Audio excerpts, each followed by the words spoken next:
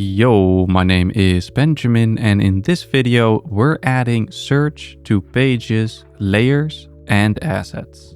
So let's have a look. On top of each panel you will now find a search bar. Say we're working on this gallery page, but we want to quickly find the agencies page. With this release we can simply filter out the pages to quickly find it. The same goes for layers.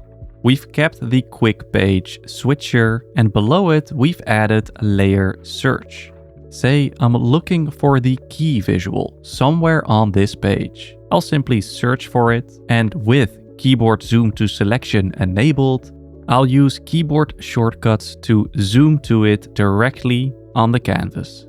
We've also added search to the assets panel. From here, maybe I want to quickly edit the case studies. After a quick search, I'll click it and I'm right where I need to be.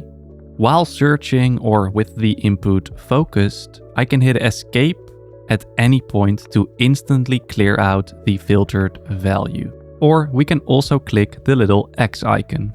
Finally, while you're working, we can use Command or Control F to instantly focus the search input, making it even faster to find what you're looking for.